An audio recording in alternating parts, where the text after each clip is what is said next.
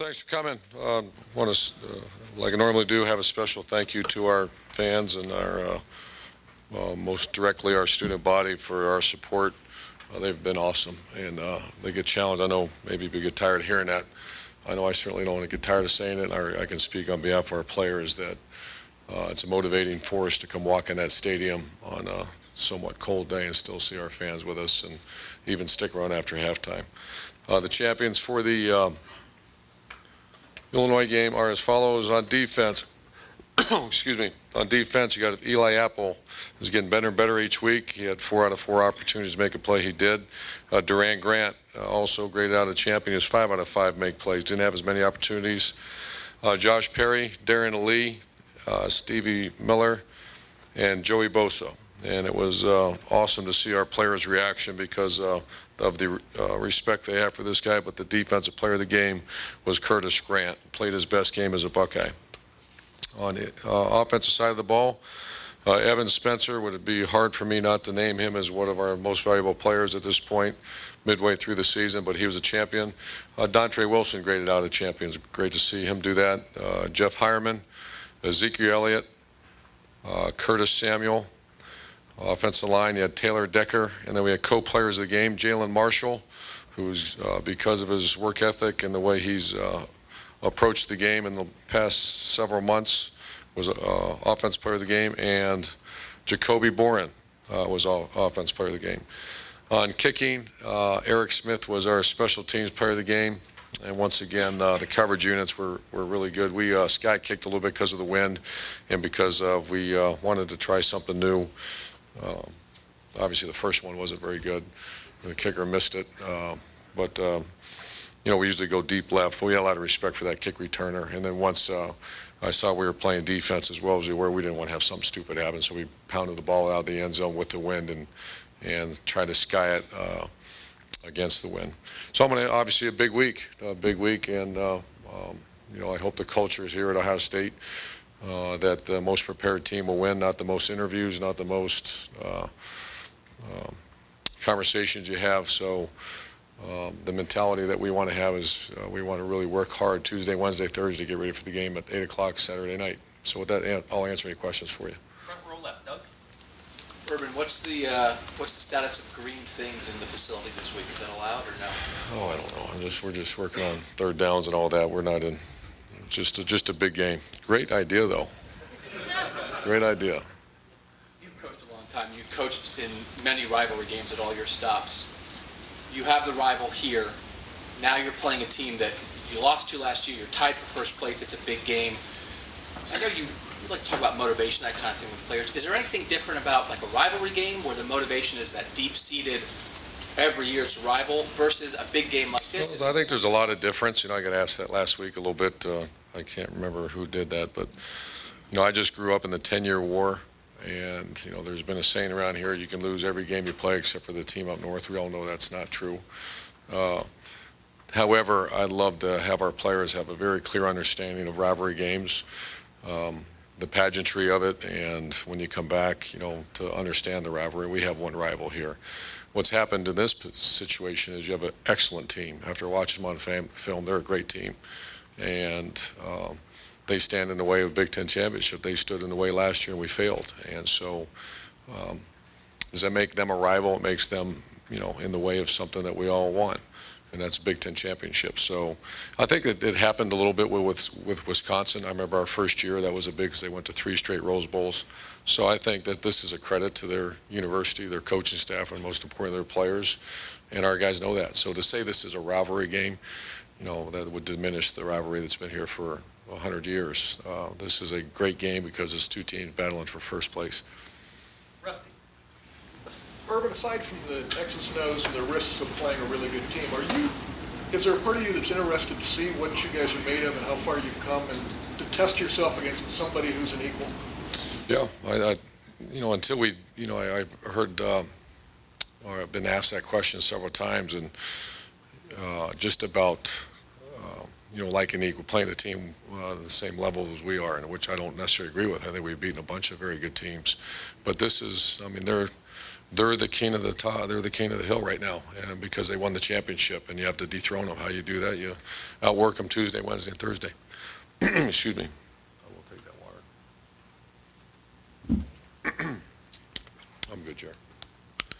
And what was the difference in last year's game that you thought? What was the difference? Yeah. I think obviously it came down to a couple plays. You know, they jumped out to a quick start. We did not play very good pass defense, gave up a big one that we didn't need to give up, and on offense, you had the ball at the end of the game, we didn't execute to win the game. You know, I thought offensively, watching it, we played, that was two very good teams playing each other last year. Very physical game that they made a few more plays than we did. But I thought our pass defense, you know, hurt us last year in that game. And then obviously when the ball in your hand, to go win it, we didn't get it done. Third row left, Rob. Urban. Just curious, how much in general on a week like this do you fall back on that psychology degree in terms of motivating and? You know, I think you have to follow back on that when you're playing teams that, you know, there's not a whole lot of, I mean, if we weren't very intelligent, you'd have to be real creative. There's not a whole lot of creativity in this one. Everybody knows what's at stake. I think the most important thing is that I have to do, and the leader's job and our coaches, is the immediacy of the task at hand. Today's Monday. What's the most important thing on Monday? For them to get their rest, to get the treatments. You know, we played a game they did not. So we have to equate this a little bit. So we've had conversations. This will be more about just the task at hand, and that's a Monday, then a Tuesday, then a Wednesday, then a Thursday, and you know, try to get as many people want to do interviews in our locker room now and all that. And since now I work for Jerry, I guess we're going to do all that. So I'm just kidding, Jerry. But I think it's all good exposure for our players and coaches, but the immediacy is to get focused. The most prepared team will win this game. Second off, unrelated, just it's such a game of routine that's so important. Third straight night game. How much does that help you in terms of the kids? I think it's probably real. You know, I mean, it's not a shocker now. So I think it does help us that we've had some night games to prepare for this one. Front row, Lori. Pat Narduzzi obviously has an extra week to come up with something for you guys. How, in practice, can you, as coaches, get JT Barrett ready to face something that he might not see on film? Well, we've seen it all this year. The one thing about their coach and their coaching staff, they're pretty set in what they do. They're really good at it. And so this is not one of the Star Wars where change of defense every week, you know, and there's the inherent problems with that when you face a team that changes because you're really not quite sure. But we have to be ready for adjustments. They won't change their defense because they're too good. You know, it's the ones that maybe are struggling on defense or come up with something, but they'll have a little wrinkle here and there that we have to be ready for. That's why we're watching what we did against them last year. And they certainly have some, how do you prepare for it? We anticipate, and you give them that rep in practice. That's the only way to do it. In talking to your defensive coaches, do they say that they see a lot of difference between Connor Cook last year in that game and now? You'd have to ask them. I've not had that conversation yet. I will. I have not been so knee-deep in there right now. I haven't had that chance to talk to them yet about it. Front row, Dave. You guys have been so prolific offensively this year. It seems like the one exception might be short yardage situations. That's going to be probably a big part of this week. Is it offensive line, and just as you analyze the short yardage situation, what do you think? Yeah, two things. I think, you know, we had a big back last year that kind of ran through some tackles, and I think our backs are pretty good, and they're going to get more physical the older they get, but they're playing pretty good.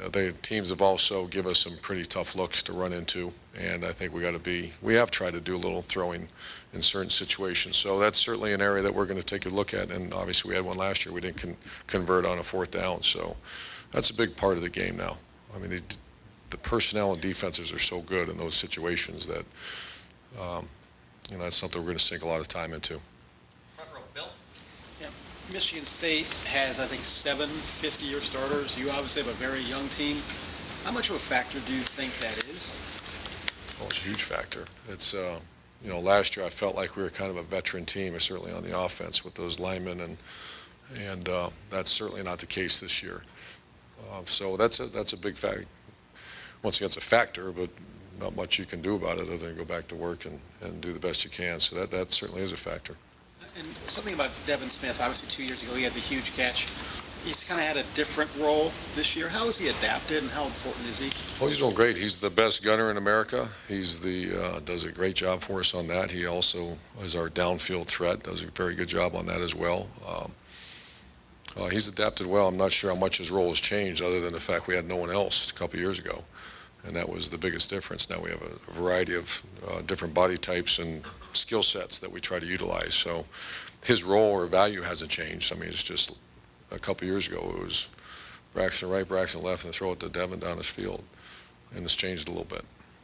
Back row left, Bill. Urban, last week, you kind of captured the whole picture when in some of your comments about driving toward the student section after they run off 24 straight points. I might have thought you were thinking about what the first play is going to be, the second play, any new things to combat the noise. How often does that happen with you, that you just kind of, it's almost like take a fan snapshot of what it was like, You talking about the Penn State game? Yeah. Pictures. Yeah, I think that's just, I shared that with our players. I shared it with you guys, that was one of those moments I'll never forget. A young football team, a freshman quarterback jogging out after getting punched right square in the mouth for about a quarter and a half and getting ready to lose a game. Because everything was pointing, we've all seen that. You were about to lose a game in overtime to Penn State at home, and our guys snatched it up and did well. That was the offensive line and the quarterback. So I'm not sure what that has to do with this, but that's a snapshot. First year here? Because they had all the momentum too, it seemed like. Yeah, I never felt like we were let that one go. I felt that they scored right at the end of the game against Wisconsin in the overtime. This one, they beat us, and we had to come back and snatch a victory from a loss, and to do that with a young group of players, that normally doesn't happen. And last couple, Todd, go ahead. Aaron, a couple of years ago, you said that the Michigan State game, I think in 12, was a turning point. The guys. It was. Is this an opportunity, though, for a different sort of a signature win that you guys maybe to earn some national respect back? I think so. I think that will be a conversation I have with our players. I think they know that already. That there's been this is a game that to get the respect that Ohio State deserves and has had in the past, you have to go compete and win this game, and it's going to be a task, but that's real. And last year, after the game last year, it was some of us observed you sitting in a golf cart. What was kind of the immediate thoughts that you were going through your head right after that game? Just get a team back from a tough loss after, just get them back after a tough loss and go play in a BCS bowl game, because you've all seen those horror stories of teams that don't show up for bowl games because they're just devastated, and your job as a leader and the coach is to move on. And I thought we did. We didn't win the game, but our guys came back and played their tails off. So it's part of the game. We're just got to do the best we can, and we'll certainly do our best this week. And final question. Tim? Yeah, Urban, number one, when you look back on that game, though, like you said, Michigan State's not going to change a lot defensively because of how solid they are. What gave y'all the most problems last year in that Big 10 championship game? Good players and a good scheme. I mean, this is a rugged game.